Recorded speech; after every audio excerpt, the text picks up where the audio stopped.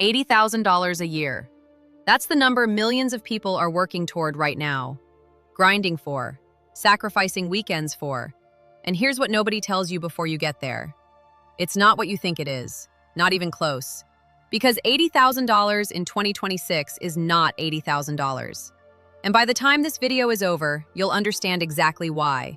And why the version of that number you've been chasing left the building a long time ago. Let's get into it. First, a question. Where did that number come from? Nobody declared $80,000 a magic number.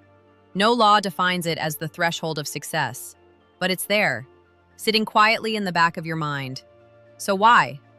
Because that number has been whispered across generations. Your parents said it. Your teachers implied it. Your career counselors referenced it. The message, earn $80,000 a year and life falls into place, became so deeply woven into how we think about work and money that most people accept it without question. Not too ambitious, not too modest, right in the middle, right where enough feels like it lives. And so millions of people put that number on the target board, work toward it for years, and eventually, they get there. And something feels wrong. Not dramatically wrong. Quietly, persistently, inexplicably wrong. This video is about where that feeling comes from. Let me introduce you to someone. Let's call him James. James is a 34-year-old project manager at a mid-sized technology company. He entered the industry after college, spent 10 years proving himself, and last year reached the number he'd been targeting, $80,000 a year. The day his manager called him in and told him the new figure, James exhaled quietly. The feeling he'd been waiting for finally arrived. Now I'm okay. He called his mom on the way home, told his wife. We finally did it, he said.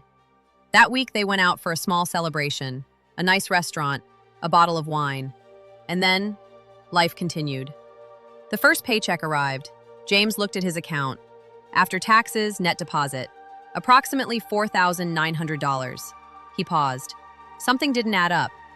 Rent, $1,600. Car payment, $420. Insurance, $280. Groceries, $480. Utilities, $220. Student loan, $350. Childcare, $800. Total fixed expenses, $4,150. Remaining, $750. Every month. From an $80,000 salary, James sat at the kitchen table for a long time that night. Something must be wrong, he thought. He wasn't wrong. But the thing that was wrong wasn't what he thought it was. James's math wasn't wrong. The system itself had changed. Now let me show you the mathematical scale of that change. And I promise, when you first see these numbers, you won't want to believe them. In 1990, an $80,000 annual income placed you in the top 10% of American earners. What could you do with that money? Buy a house in a mid-sized city, pay for 2 cars, take an annual vacation, save for your children's education, consistently fund a retirement account, and still have money left at the end of the month. Now let's move to 2026. According to inflation calculations, the purchasing power equivalent of $80,000 in 1990 is approximately $188,000 today. Which means if you're earning $80,000 in 2026, you have the purchasing power equivalent of roughly $34,000 in 1990 dollars. Stop for a moment. You reached the number you were targeting. But the lifestyle that number was supposed to represent now costs 3.5 times more. The label didn't change. The purchasing power changed completely. And most people spend years chasing that label without ever running this calculation. The line item that troubled James most that night was rent. $1,600 a month. Why that much? Because in James's city, in a reasonable neighborhood, a 2-bedroom apartment goes for that. Not a luxury apartment, a standard one. High? Yes. Exceptional? No. Now let's think about this. In 1990, someone earning $80,000 spent roughly 25 to 28% of their income on housing. That was the threshold financial advisors considered safe. 28% of $80,000 equals $22,400 annually, about $1,870 per month in 1990 dollars. Adjusted for inflation, that $1,870 is equivalent to approximately $4,400 today. So someone earning $80,000 who wants to live at the 1990 standard needs to spend $4,400 per month on housing. Monthly net income, $4,900. Housing alone at 1990 standard, $4,400. That math is impossible. And that's exactly why James's $80,000 doesn't stretch, because the housing market grew dramatically faster than the $80,000 salary did. Earning $80,000 didn't change. What $80,000 can actually buy changed fundamentally. Let's go back to why James's net paycheck was $4,900. $80,000 annual salary. Mental math. Roughly $6,667 per month. What actually hits the account? $4,900. What happened to the other $1,767? Federal income tax. Approximately $9,500 annually. FICA, Social Security and Medicare, approximately $6,120. State income tax, national average, approximately $3,200. Total, approximately $18,820. From $80,000, $18,820 gone. Remaining, $61,180 per year. $5,098 per month. That's what actually reaches James's account. Now let's ask the real question. In 1990, under a comparable tax burden, what was the net income? Not dramatically different, because the tax structure operated at similar rates. But in that era, the cost of living was proportional to net income. Today it isn't. Tax rates are similar, but the cost of life is consuming net income far more aggressively. And nobody tells you this before you sign the offer letter. There was one more line item on James's list. Student loan, $350 per month. Most people see this and think, normal. Everyone has one, they say. But what does this $350 actually represent? $4,200 per year. And this is money that isn't working, isn't growing, isn't building anything for the future. It's money going entirely to the past. Now consider this. What if James had directed that $350 toward investments instead of loan payments for 10 years? At 7% annual return over 10 years, that becomes approximately $58,000. James earns $80,000, but he's paying the bill of a decision made in the past out of his earnings today. And that bill is making his $80,000 functionally smaller. A student loan isn't just a financial burden, it's a time machine, sending money that should be building the future backward into the past instead. Now let's build James's complete financial picture. Gross annual income, $80,000, net annual income, $61,180. Monthly net, $5,098. Fixed monthly expenses, rent, $1,600. Car payment, $420. Insurance, auto plus health, $280. Groceries, $480. Utilities, $220.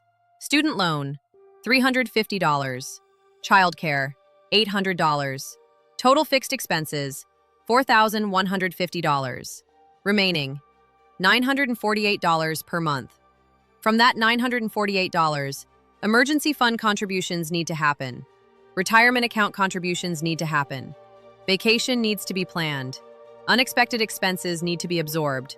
And maybe, just maybe, something gets saved. $948 from an $80,000 salary. Is this picture dramatic? No.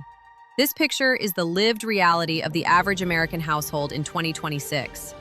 And the name of this reality is $80,000 is no longer $80,000. Now the real question, why did the system change, but the target number didn't? 3 reasons. Reason 1, nominal numbers create psychological reference points.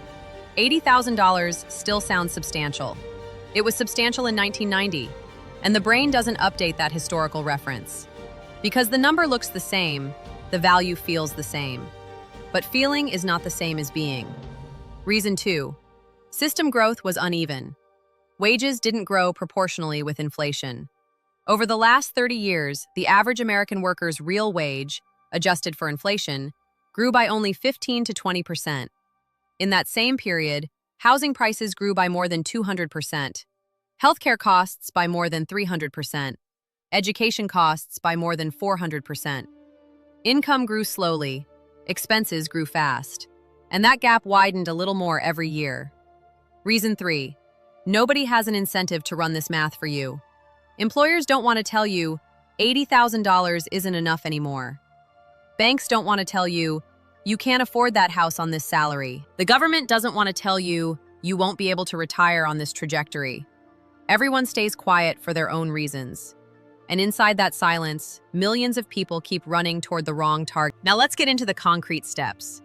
Because this video exists to open your eyes, not to leave you feeling helpless. Step 1. Update your target number. Not $80,000. The 2026 equivalent of what $80,000 represented in 1990 is approximately $188,000. If you can't reach that number in the short term, and for most people that's true, then calibrate your spending to this reality. You earn $80,000, but you cannot operate with the expectations of someone earning $188,000. Step 2. Increase your purchasing power. Raising your salary isn't the only path.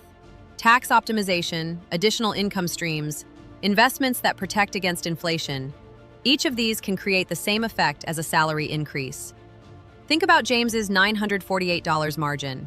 There are 2 ways to grow it: earn more or spend less. When both work together, the result compounds. Step 3. Protect the margin first, then grow it. James has $948. What is that money doing every month? If it's sitting in a checking account waiting to be spent, it isn't growing. If it goes automatically into investments every month, at 7% annual return over 10 years, it becomes approximately $164,000. Same salary, same margin. Completely different financial picture. Step 4. Set your target from reality, not from a label. $80,000 is a label. The real question is, what life can I actually sustain on this income? And is that the life I want? The person who asks that question sets the right target. The person who doesn't keeps chasing a label that no longer delivers what it promises. James sat at that kitchen table for a long time that night, but he didn't panic, because now he understood. The problem wasn't his math. The problem was a reality nobody had told him about. And he realized one thing: knowing changes everything. He saw his $80,000 differently now.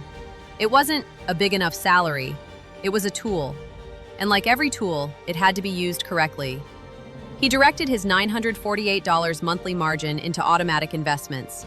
He researched refinancing his student loan, looked for ways to reduce the interest rate, and most importantly, he planned a conversation with his company, built the case for why his salary should be updated to reflect inflation. Earning $80,000 wasn't a failure. Not knowing what $80,000 actually meant in 2026, that was the problem. And now James knew. $80,000 is not a lie. But the life $80,000 promises you, that's the lie. Because that life is no longer sold at $80,000. It costs significantly more. And the person who knows that gap, and the person who doesn't, live completely different financial lives on the exact same salary. The person who knows sets realistic targets, protects the margin, uses the tools correctly. The person who doesn't keeps running, arrives, and never quite understands why it still isn't enough. This video told you the thing that keeps you running but nobody says out loud. What you do with it now is up to you. I'll see you in the next one.